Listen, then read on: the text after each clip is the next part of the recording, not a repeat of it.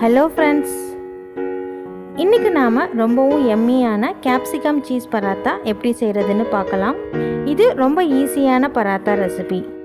எப்போவும் நார்மல் சப்பாத்தி மட்டுமே செய்யாமல் இந்த மாதிரி ரொம்பவும் ஈஸியான கேப்சிகம் சீஸ் பராத்தா எல்லாம் செஞ்சு கொடுத்தோம்னா கண்டிப்பாக வீட்டில் இருக்கிற எல்லாரும் ரொம்ப விரும்பி சாப்பிடுவாங்க. இதை நாம் ரொம்ப குவிக்காக செஞ்சிடலாம் அண்ட் டேஸ்ட்டும் ரொம்ப டெலிஷியஸாக இருக்கும். சரி, இப்போ நாம் இந்த கேப்சிகம் சீஸ் பராத்தா எப்படி செய்கிறதுன்னு பார்க்கலாம்.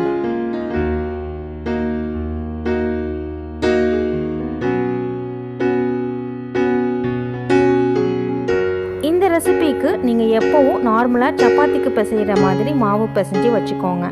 அதாவது கோதுமை மாவில் தேவையான அளவு உப்பு போட்டுட்டு தண்ணி ஊற்றி நல்லா பிசைஞ்சிக்கோங்க.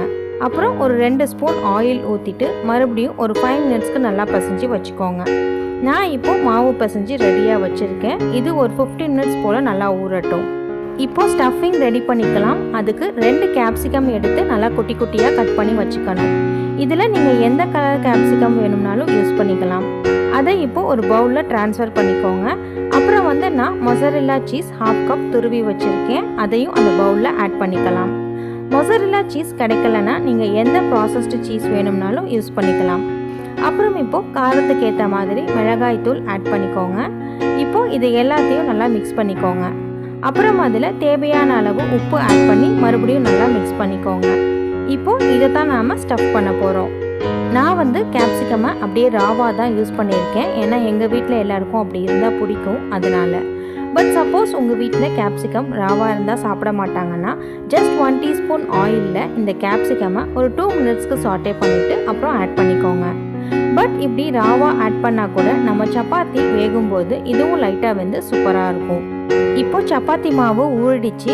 இப்போது ஒரு சின்ன பால் சைஸ் மாவு எடுத்து லைட்டாக ட்ரை வீட் ஃப்ளாரில் டஸ்ட் பண்ணிவிட்டு அதை லைட்டாக தேய்ச்சிக்கோங்க. சென்டரில் திக்காக இருக்கிற மாதிரியும் மற்ற இடத்துல எல்லாம் தின்னாக இருக்கிற மாதிரியும் ஸ்ப்ரெட் பண்ணிவிட்டு அதில் இந்த கேப்சிகம் சீஸ் மிக்ஸை வச்சு மூடி கவர் பண்ணிக்கோங்க. அப்படி இல்லைனா இந்த மாதிரி கையிலேயே ஈஸியாக லைட்டாக ஸ்ப்ரெட் பண்ணிக்கிட்டு ஸ்டஃப் பண்ணிவிட்டு நல்லா டைட்டாக க்ளோஸ் பண்ணிக்கலாம்.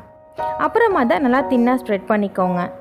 இந்த பிக்கில் பார்த்தா தெரியும் இதை நான் எவ்வளோ தின்னாக ஸ்ப்ரெட் பண்ணியிருக்கேன்னு. அப்புறம் அதை தோசை டவாவில் போட்டு நல்லா 2 பக்கமும் வேக வச்சு எடுத்துக்கோங்க. இதில் உங்கள் விருப்பத்துக்கு கீ அப்படி இல்லைன்னா ஆயில் யூஸ் பண்ணி அப்ளை பண்ணிக்கோங்க. ஸோ அவ்வளோதான், நம்மளோட சூப்பரான கேப்சிகம் சீஸ் பராத்தா ரெடி ஆகிடுச்சு. இதை நாம் சுட சுட சர்வ் பண்ணோம்னா ரொம்ப சூப்பராக இருக்கும். இது கூட நீங்கள் எந்த சைட் டிஷ் வேணும்னாலும் வச்சு சாப்பிட்டுக்கலாம், ரொம்ப சூப்பராக இருக்கும்.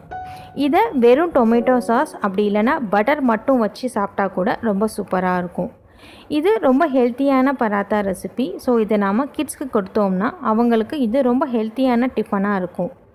இந்த கேப்சிகம் சீஸ் பராத்தாவை நீங்களும் ட்ரை பண்ணி பாருங்கள். உங்கள் வீட்டில் இருக்கிற எல்லாருக்கும் இது கண்டிப்பாக ரொம்ப பிடிக்கும். இந்த வீடியோ உங்களுக்கு பிடிச்சிருந்தா லைக் பண்ணுங்கள், உங்கள் ஃப்ரெண்ட்ஸ் அண்ட் ஃபேமிலி கூட ஷேர் பண்ணுங்கள் அண்ட் மறக்காமல் என்னோடய சேனலை சப்ஸ்கிரைப் பண்ணுங்கள்.